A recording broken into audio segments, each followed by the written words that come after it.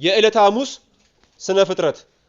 ሐሙስ የቃሉ ትርጉም ምን ይመስላል ከተባለ ሐሙስ ቃሉ የግዕዝ ቃል ሲሆን ሐምሶ ሐምሶት ካለው የግዕዝ ንዑስ አንቀጽ የተገኘ ሲሆን ትርጉሙ አምስተኛ ማለት ነው። ሐሙስ ሲጻፍ በብዙሃኑ ሀ ነው። ቃሉ የግዕዝ ነው። ቃሉ የተገኘው ሐምሶ ሐምሶት ካለው የግዕዝ ንዑስ አንቀጽ ሲሆን ትርጉሙ አምስተኛ ማለት ነው። እግዚአብሔር አምላክ ስነ ፍጥረትን መፍጠር ከጀመረ አምስተኛ ዕለት ስለሆነው አባቶቻችን ይህን ዕለት ማን አሉት? ሐሙስ አሉት። ስለዚህ ከዚህ በኋላ ሐሙስን ሲጽፉ በሐሌታ ውሃ በሐመር ውሃ እንደማትጽፉ ተስፋ እናደርጋለን። ይህ ዕለት ሐሙስ ተብሎ የሚጠራው ዕለት በዕብራይስጥ ዮም ሐምሺ ሲባል በአረብኛ ደግሞ አልከሚስ ተብሎ ይጠራል። ሁለቱም ቃላት ዮም ሐምሺ እና አልከሚስ የሚሉት ቃላት ትርጉማቸው አምስተኛ ዕለት ማለት ነው። ለስነ ፍጥረት አምስተኛ ዕለት እንደሆነች የሚጠቁሙ የሚያመላክቱ ናቸው። የተፈጠረበት ዕለት ረቡዕ ማታ ለሐሙስ አጥቢያ ነው። የተፈጠረበት ሰዓት በጊዜ ሰርክ ነው። የተፈጠረው ፍጥረት 3 ነው። እግዚአብሔር አምላክ በዕለተ ሐሙስ ያሉትን ፍጥረታት የፈጠረበት ዕለት ረቡዕ ማታ ለሐሙስ አጥቢያ ነው። የተፈጠሩበት ሰዓት በጊዜ ሰርክ ነው። የተፈጠሩት ፍጥረታት 3 ናቸው። እግዚአብሔር በዚህ ዕለት ራሱን ዕለቱንና ውሃ ሕያው ነፍስ ያላቸውን ፍጥረታት እንድታስገኝ ትእዛዝ በመስጠት በደመ ነፍስ ሕያዋን የሆኑ 3 ፍጥረታትን ፈጥሯል። ኦሪት ዘፍጥረት ምዕራፍ 1 ቁጥር 20 እንደሚነግረን እነርሱም የዕለተ ሐሙስ ስነ ፍጥረታት በተፈጥሯቸው ወይም በአካሄዳቸው በ3 ይከፈላሉ። በተፈጥሯቸው ወይም በአካሄዳቸው በ3 ይከፈላሉ። አንደኛ በልብ የሚሳቡ። በልብ ከሚሳቡት መካከል ለምሳሌ አሳ አንበሪ በልባቸው ከሚሳቡት የሚመደብ ነው። ሁለተኛ በእግር የሚሽከረከሩ። በእግር የሚሽከረከሩ ለምሳሌ ዳክዬ። ሶስተኛ በክንፍ የሚበሩ ለምሳሌ አሳ አውጭ። አሳ የሚያወጣ ወፍ አለ። እነሱ መገኛቸው ከየት ነው? ከውሃ ነው። ነገር ግን በሰማይ ላይ በክንፋቸው የሚበሩ ናቸው። የዕለተ ሐሙስ ስነ ፍጥረታት በአይነታቸው በ3 ይከፈላሉ። አንደኛ ዘመደ እንስሳ የእንስሳ ወገን የሆኑ አሉ። ለምሳሌ አሳዎች። አሳ በጣም ብዙ ሺህ ዝርያ አለው። ስለዚህ ከእንስሳ ወገን ከሚመደቡት መካከል አሳዎችን መጥቀስ ይቻላል። ሁለተኛ ዘመደ አራዊት ለምሳሌ አዞ። መገኛው ከውሃ ይሁን እንጂ ከእንስሳ ሳይሆን ከአራዊት የሚመደብ ነው። አዞ የአራዊት ወገን ነው። የአራዊት ወገን ከሆኑ መካከል አዞ ይመደባል። ሶስተኛ ዘመደ አእዋፋት ለምሳሌ ዳክዬ የውሃ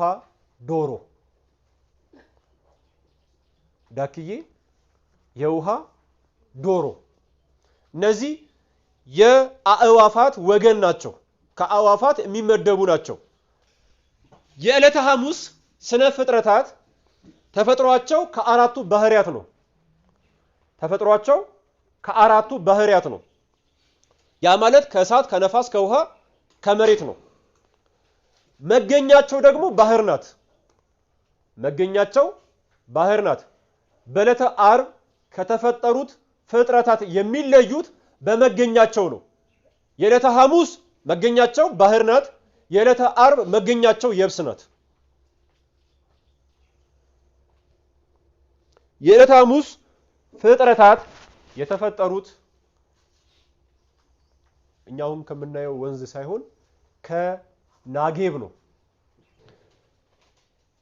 በአኗኗራቸው ደግሞ በሶስት ይከፈላሉ። አኗኗራቸው እንደምንድን ነው ቢሉ አንደኛ ከባህር ተገኝተው በዚያው ጸንተው የቀሩ አሉ።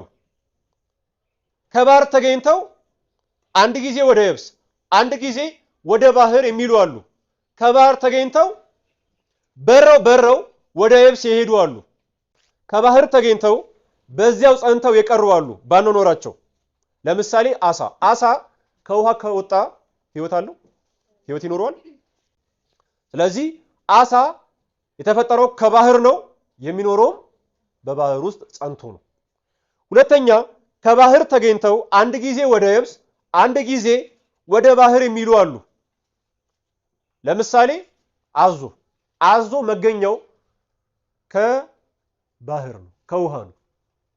ነገር ግን አንድ ጊዜ ወደ የብስ ወደ ደረቃማው ክፍል ይመጣል፣ አንድ ጊዜ ደግሞ ወዴት ይገባል? ሶስተኛ ከባህር ተገኝተው በረው ወደ የብስ ይሄዱ አሉ፣ ወደ ደረቃማው ክፍል ይሄዱ አሉ። ለምሳሌ አዕዋፋት፣ ቅድምም ስንጠቅስ ነበር አዕዋፋት። ኦሪት ዘፍጥረት ምዕራፍ 1 ቁጥር 21 ላይ ኦሪት ዘፍጥረት ምዕራፍ 1 ቁጥር 21 ላይ ወገብረ እግዚአብሔር አናብርተ አበይተ ይላል። እስኪ በሉ ወገብረ እግዚአብሔር አናብርተ አበይተ። እግዚአብሔር ታላላቅ ፍጥረታት የሚሆኑ ብሄሞትንና ሌዋታንን ፈጠረ ይላል። ብሄሞትና ሌዋታን የተፈጠሩት በዚሁ ዕለት ነው። ብሄሞትና ሌዋታን ወገናቸው ከአራዊት ነው። ነገር ግን ታላላቅ የሆኑ ስለሆኑ ለብቻቸው ለይቶ አመጣቸው። ብሄሞት ማን ነው? ሌዋታንስ? ብሄሞት እና ሌዋታን ጾታ አላቸው? ካላቸውስ ጾታቸው እንዴት ያለ ነው? የብሄሞት ምንድነው? የሌዋታንስ ምንድነው? ብሄሞትና ሌዋታን ይበላሉ? ከበሉስ ምንድነው የሚበሉት? ብሄሞትና ሌዋታን የሚመገቡት በአፋቸው ነው ወይስ በምናቸው ነው የሚመገቡት? እስኪ እንመልከት። ብሄሞት ተባዕት አንበሪ ነው፣ ወንድ አንበሪ ነው ብሄሞት። ሌዋታን ደግሞ አንስታይ አንበሪ ናት፣ ሴት አንበሪ ነች። ስለዚህ በጾታ ብሄሞት ወንድ ነው፣ ሌዋታን ሴት ነች። ሁለቱም ታላላቅ አንበሪዎች ናቸው። ብሄሞት በየብስ የሰፈረ ነው። የሚኖረው በየት ነው? በምድረ በዳ ላይ ነው። በደረቃማው ክፍል ነው የሚኖረው። መጽሐፈ ዕዝራ ሱቱኤል ምዕራፍ 4 ከቁጥር 48 እስከ 52 በአምስተኛይቱም ቀን የናጌብ ውሃ የምን ውሃ? የናጌብ ውሃ ያለበትን ይህን ሰባተኛውን እጅ ደመነፍስ ደህነኛ የሚሆኑ አሳዎችንና ወፎችን ያስገኝ ዘንድ አዘዝከው። ስለዚህ ነገር ፍጥረቱ ሁሉ ጌትነትን ይናገሩ ዘንድ የማይናገር ደመነፍስ የሌለው ያ ውሃ ደመነፍስ ያለውን አስገኘ። ባህር ደመነፍስ የላትም፣ ህይወት አላት ባህር። ነገር ግን ደመነፍስ ያላቸውን አስገኘች። ያን ጊዜ የፈጠርካቸው ሁለቱን እንስሳት አኖርክ። የአንዱን ስሙን ብሄሞት አልከው፣ የሁለተኛውንም ስሙን ሌዋታን አልከው። የናጌብ ውሃ ያለበት ይህ ሰባተኛው እጅ ብሄሞትና ሌዋታንን መወሰን አይችልምና ብሄሞትና ሌዋታንን ለየብቻቸው ለያሃቸው ይላል። የናጌብ ውሃ ሁለቱን መቻል አይችልም። ምን ያክል ትልልቅ ናቸው ብላችሁ አስቡ። አራቱ ተራራዎች ባሉበት በዚያ ቦታ እሱ በውስጡ ይኖር ዘንድ ለብሄሞት ከስድስተኛው እጅ አንዱን እጅ የብስን ሰጠኸው ይላል። ምንድን ነው የሰጠው? ተራራን የሰጠው። ተራራን የሰጠው ደረቃማ ክፍል ነው። ግን አይታይም። ሰባተኛውንም እጅ ባህሩን ለሌዋታን ሰጠኸው፣ ለምትወዳቸው ለጻድቃን ምግብ ይሆኑ ዘንድ ሌዋታንና ብሄሞትን ጠበቅካቸው ይላል። ማን ነው የሚበላቸው? ምን ይመገባሉ ከተባለ ብሄሞት በየብስ ካሉ ፍጥረታት ከሰው በቀር ሺህ ይመገባል። ሌዋታን ደግሞ በባህር ውስጥ ከሚኖሩ ፍጥረታት ሺህ ትመገባለች። አመጋገባቸው በምናቸው ነው ከተባለ በፀጉራቸው ነው። ያሁን ይባስ አሉ የሚመገቡት በምናቸው ነው? በፀጉራቸው ነው። ፀጉራቸው ምን ያክላል? ፀጉራቸውስ እንዴት ያለ ነው? ብሄሞት በየብስ ካሉ ፍጥረታት ከሰው በቀር ሺህ በፀጉሩ ይገባለታል። ያን እየተመገበ ፈጣሪውን እያመሰገነ በየብስ ይኖራል።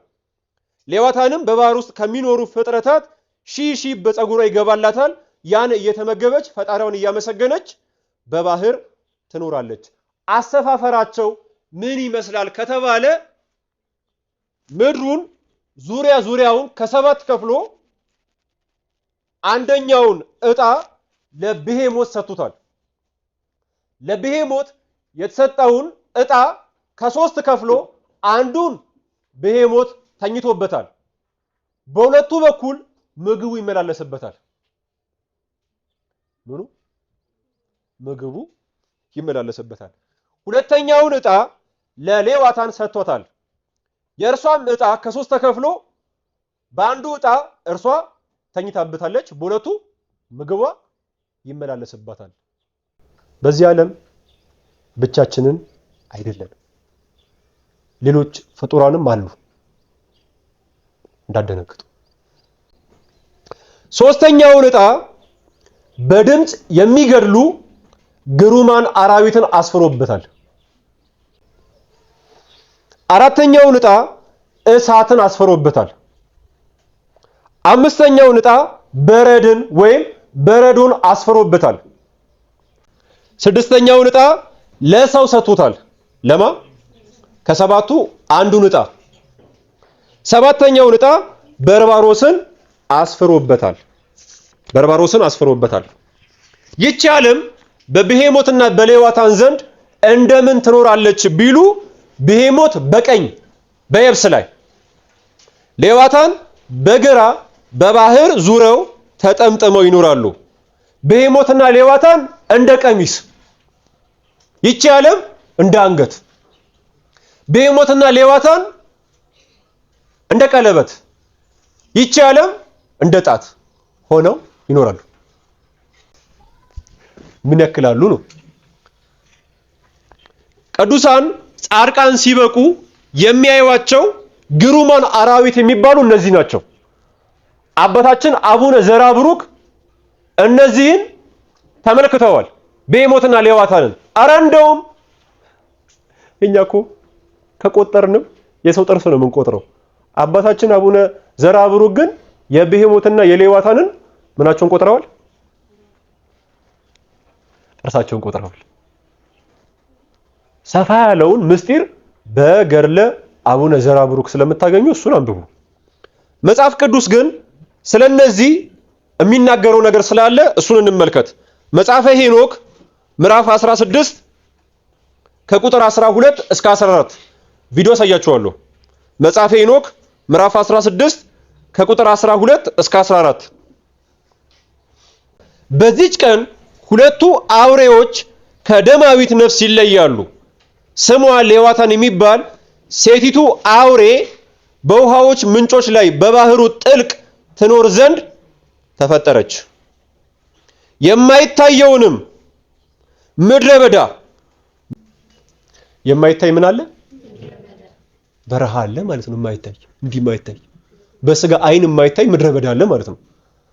እዚህ እኮ ቤተክርስቲያን ነበረ ተሰውሮ ነው ሲባል አልሰማችሁ? ስጎበኙ አላያችሁ? ቦታው ታጥሮ አይን ያላቸው የነፍስ አይናቸው የተከፈተላቸው ያንን መመልከት ይችላሉ። የማይታየውን ምድረ በዳ በደረቱ የሚይዝ ስሙ ብሄሞት የሚባል የወንዱም አውሬ ቦታው በየብስ ነው ይላል። ትንቢተ ኢሳይያስ ምዕራፍ 27 ቁጥር 1 በዚያም ቀን እግዚአብሔር ፈጣኑን እባብ ሌዋታንን ጠማማውንም እባብ ሌዋታንን በጠንካራ በታላቅም በብርቱም ሰይፍ ይቀጣል፣ በባህርም ውስጥ ያለውን ዘንዶ ይገድላል ይላል። ይሞታል። መጽሐፈ ኢዮብ ምዕራፍ 41 ከቁጥር 3 እስከ 25 ደግሞ እናንተ ዳይኖሰር ብላችሁ የምትጠሩትን ይገልጻል። በደንብ አስተውሉ። መጽሐፈ ኢዮብ ምዕራፍ 41 ከቁጥር 3 እስከ 25። ከዛ ወደ ቪዲዮ ነው የምንገባው። ተዘጋጁ። አሁን የነገርኳችሁን በጠቅላላ በቪዲዮ ታዩታላችሁ። እመልስለትስ ዘንድ መጀመሪያ የሰጠኝ ማን ነው? ከሰማይ ሁሉ በታች ያለው ገንዘቤ ነው። ስለ አካላቱና ስለ ብርቱ ኃይሉ ስለ መልካም ሰውነቱ ዝም አልልም። የውጪ ልብሱ ማን ይገፋል? በጥንድ መንጋጋ ውስጥ ማን ይገባል? የፊቱንስ ደጆች የሚከፍት ማን ነው? በጥርሶቹ ዙሪያ ግርማ አሉ። ሲከፍት እንዴት ነው? አያስደነግጥም? አያስፈራም? ቅርፊቶቹ ጠንካራ ስለሆኑ እርሱ ትዕቢተኛ ነው። በጠባብ ማተሚያ እንደታተሙ ናቸው። እርስ በርሳቸው የተቀራረቡ ናቸውና ነፋስ በመካከላቸው መግባት አይችልም ይላል። ጥብቅ ያለ ስለሆነ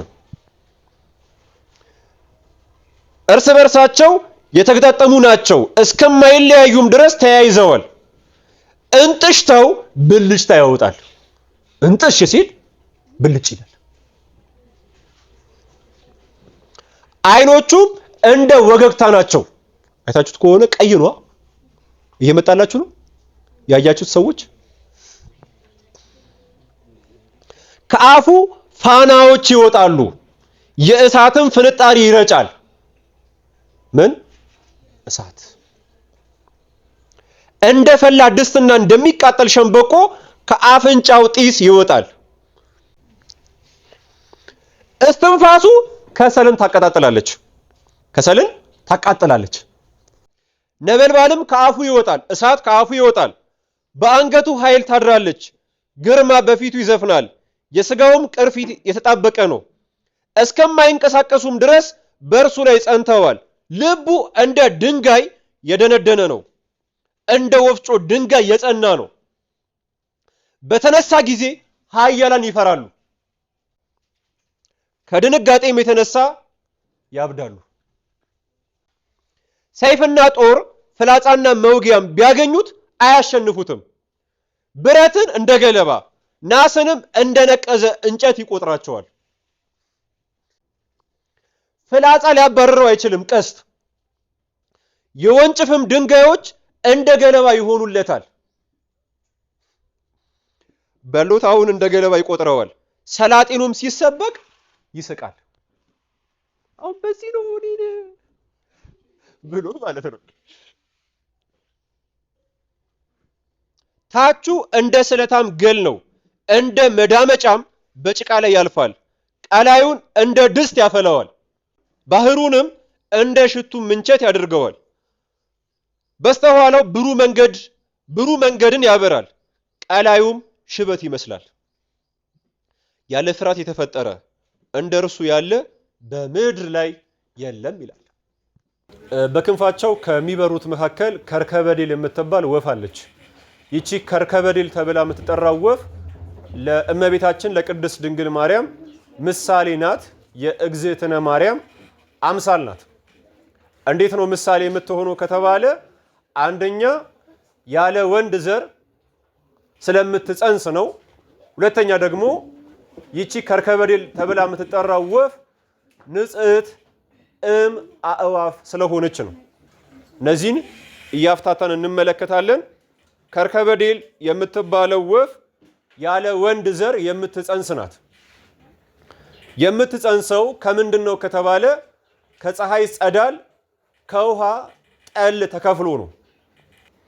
የምትጸንሰውም በመጀመሪያ በሶስተኛ እና በስድስተኛው ወር ነው የምትጸንሰው። በመጀመሪያ በሶስተኛ እና በስድስተኛ ወር ነው። ወፏ የምትጸንስባቸው 3 ጊዜያቶች አንደኛ የመጀመሪያ ወር የዘመነ አበው ምሳሌ ነው። ሁለተኛ ወፏ የምትጸንስበት ጊዜ ስድስተኛው ወር ሶስተኛው ወር የዘመነ ኦሪት ምሳሌ ነው። ሶስተኛ ስድስተኛው ወር ደግሞ የዘመነ ወንጌል ምሳሌ ነው። ስለዚህ ወፏ የምትጸንስባቸው 3 ጊዜያቶች አንደኛ የመጀመሪያው ወር የዘመነ አበው ምሳሌ ነው። ሁለተኛ ሶስተኛው ወር የዘመነ ኦሪት ምሳሌ ነው። ሶስተኛ ስድስተኛው ወር የዘመነ ወንጌል ምሳሌ ነው። ከርከበዴል ንጽሕት አእዋፍ ነች። ከአእዋፋት የነጻች ነች። ከርከበዴል ንጽሕት አእዋፍ እንደሆነች እመቤታችን ቅድስት ድንግል ማርያምም ንጽሕት ልማደ አንስት ናት። ከርከበዴል ከአእዋፋት ንጽሕት እንደሆነች ሁሉ እመቤታችን ቅድስት ድንግል ማርያምም ከልማደ አንስት ወይም ከወር አበባ ምንድነች? ንጽሕት ነች። ንጽሕት ነች። ከርከበዴል የምትጸንሰው ያለ ወንድ ዘር ነው። ድንግል ማርያምም ጌታን የጸነሰችው ያለ ወንድ ዘር ነው። ስለዚህ ከርከበዴል የማን ምሳሌ ናት? የእመቤታችን የቅድስት ድንግል ማርያም ምሳሌ ናት። ስለ ከርከበዴል የበለጠ ማንበብ የምትፈልጉ ከሆነ መጽሐፍ አክሲማሮስን ተመልከቱት። የሐሙስ ፍጥረታት ምሳሌነት። ከዕለተ ሐሙስ ስነ ፍጥረት የምንማራቸው ነገሮች አሉ። የዕለተ ሐሙስ ፍጥረታት መገኛቸው ባህር ናት። ከባህር ተፈጥረው የሚበሉ የሚገዙ አሉ፣ የማይበሉ የማይገዙ አሉ። በባህር ከተፈጠሩት መካከል በእግራቸው የሚሽከረከሩ፣ በልባቸው የሚሳቡ፣ በክንፋቸው የሚበሩ አሉ። እነዚህ የምን ምሳሌ ናቸው ከተባለ እንመልከት። በባህር ከተፈጠሩት ፍጥረታት መካከል የሚበሉት የሚገዙት የጻድቃን ምሳሌ ናቸው። የሚበሉት የሚገዙት ለእግዚአብሔርና ለሰው ተገዝተው ታዘው በፍቅር በትህትና በቸርነት ለሚኖሩ ቅዱሳን ምሳሌ ናቸው። የሚበሉት የሚገዙት ለእግዚአብሔርና ለሰው ተገዝተው በፍቅር በትህትና በቸርነት ለሚኖሩት ለጻድቃን ምሳሌ ናቸው። ከባህር ከተፈጠሩት ፍጥረታት መካከል የማይበሉ የማይገዙ አሉ። የማይበሉት የማይገዙት የኃጥአን ምሳሌ ናቸው። የኃጥአን ምሳሌ እንዴት ነው የሚሆኑት ከተባለ ለእግዚአብሔርና ለሰው አንገዛም አንታዘዝም ብለው በኩራት በትዕቢት ለሚኖሩ ለኃጥአን ምሳሌ ናቸው። በባህር ከተፈጠሩት ፍጥረታት መካከል በልባቸው የሚሳቡት የሰባ ዓለም ወይም በዚህ ዓለም ለሚኖሩ ሰዎች ምሳሌ ናቸው። በእግራቸው የሚሽከረከሩት ደግሞ የባህታውያን ምሳሌ ናቸው። የባህታውያን ምሳሌ ናቸው። በእግራቸው የሚሽከረከሩት ከትሩፋት ወደ ትሩፋት የሚሄዱ ለባህታውያን ምሳሌ ናቸው። ሶስተኞቹ ደግሞ በክንፋቸው የሚበሩ ናቸው። እነዚህ ደግሞ ተመስጦ ላላቸው ለሰማዕታት ምሳሌ ናቸው። ስለዚህ እንመልስ። በባህር ከተፈጠሩት ፍጥረታት መካከል በልባቸው የሚሳቡት የማን ምሳሌ ናቸው? የሰባ ዓለም ወይም በዚህ ዓለም ለሚኖሩ ሰዎች ምሳሌ ናቸው። በእግራቸው የሚሽከረከሩት ከትሩፋት ወደ ትሩፋት የሚሄዱ የባህታውያን ምሳሌ ናቸው። በክንፋቸው የሚበሩት ደግሞ ተመስጦ ያላቸው የሰማዕታት ምሳሌ ናቸው። የዕለተ ሐሙስ ስነ ፍጥረት ምሳሌነታቸው የሚስጥረ ጥምቀት ነው ወይም ለሚስጥረ ጥምቀት ነው። የዕለተ ሐሙስ ስነ ፍጥረት ምሳሌነታቸው ለሚስጥረ ጥምቀት ነው የዕለተ ሐሙስ ፍጥረታት መገኛቸው ማናት? ባህር ናት። ከባህር ተገኝተው በባህር ጸንተው የቀሩ አሉ። ከባህር ተገኝተው በረው የሄዱ አሉ። ከባህር ተገኝተው አንድ ጊዜ ወደ የብስ አንድ ጊዜ ወደ ባህር የሚሉ አሉ። እነዚህ የምን ምሳሌ ናቸው ከተባለ ባህር የጥምቀት ምሳሌ ነው። ባህር የምን ምሳሌ ነው? የጥምቀት ምሳሌ ነው። ከባህር ተፈጥረው በባህር ጸንተው የቀሩ አሉ። በባህሩ ጸንተው የቀሩት በክርስትናቸው ጸንተው ለሚኖሩ ሰዎች ምሳሌ ናቸው። ተጠምቀው ጥምቀታቸውን አጽንተው ለሚኖሩ ለክርስቲያኖች ምሳሌ ናቸው። ከባህር ተገኝተው በረው ደግሞ የሄዱ አሉ። እነዚህ ደግሞ የማን ምሳሌ ናቸው ከተባለ ወደ ክህደት ወደ ኃጢአት ለሄዱ ሰዎች ምሳሌ ናቸው። የክርስትናን ጥምቀት ወይም የልጅነትን ጥምቀት ካገኙ በኋላ ወደ ክህደት ወደ ኃጢአት ለሄዱ ሰዎች ምሳሌ የሚሆኑት እነማን ናቸው? ከባህር ተፈጥረው በረው የሄዱት ናቸው። ከባህር ተፈጥረው አንድ ጊዜ ወደ የብስ አንድ ጊዜ ወደ ባህር የሚሉ አሉ። እነዚህ ደግሞ የማን ምሳሌ ናቸው ከተባለ አንድ ጊዜ ወደ ክህደት ወደ ኃጢአት፣ አንድ ጊዜ ወደ ጽድቅ ወደ ሃይማኖት ለሚሄዱ ሰዎች ምሳሌ ናቸው። አንድም ባህር የዚህ ዓለም ምሳሌ ነው። በባህር ጸንተው የቀሩት ጥረው ግረው አርሰው ቆፍረው ነግደው ከባለቤታቸው ወልደው አስራት በኩራት አውጥተው ስጋውን በልተው ደሙን ጠጥተው ሰንበትን አክብረው በሕገ እግዚአብሔር ጸንተው የሚኖሩ የሰባ ዓለም ምሳሌ ናቸው። አንድም ቤታችንን ንብረታችንን አንተውም ከዘመድ አንለይም እያሉ ሲሰርቁ ሲቀሙ በሐሰት ሲምሉ ሲገዘቱ የሚኖሩ የኃጥአን ምሳሌ ናቸው። በረው የሄዱት ደግሞ ከዘመድ ባዕድ ከአገር ምድረ በዳ ይሻለናል ብለው ከበረሃ ወድቀው ድምፀ አራዊቱን ጸባ አጋንንቱን ግርማ ሌሊቱን ታግሰው የሚኖሩ የመናንያን ምሳሌ ናቸው። አንድም ወጥተው 10ሩን ማዕረግ ከደረሱ በኋላ ተመልሰው ወርደው አቡነ ዘበሰማያት ህድግ ለነ አበሳነ ወጌጋየነ እያሉ የሚኖሩ ቅዱሳን አምሳል ናቸው። አንድ ጊዜ ወደ የብስ አንድ ጊዜ ወደ ባህር የሚሉት አንድ ጊዜ ወደ ዓለም አንድ ጊዜ ወደ ገዳም የሚሉ ሰዎች ወይም መነኮሳት ምሳሌ ናቸው። ዕለተ ሐሙስና እመቤታችን